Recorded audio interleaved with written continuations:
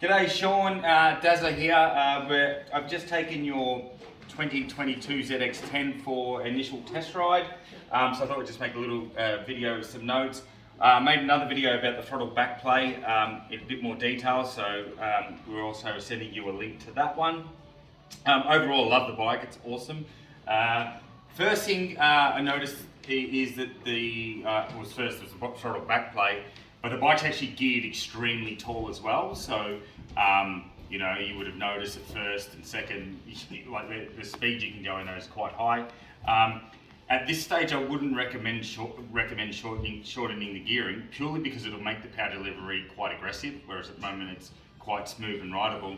And just because you're coming off a 300, I wouldn't suggest that you would go to shorter gearing because the bike will feel a lot faster. That's something you might think about later down the track, but at the moment I'd be okay to leave it. But certainly also noted on the initial throttle pickup, on top of the back play issue, there are quite a few lean and abrupt spots. So with the tune, we'll be able to dial all that out. It'll be fantastic. From a handling point of view, the bike handles actually really well in standard trim. The front is a bit soft. If anything, that would be my major criticism of the suspension. The front needs to be firmer.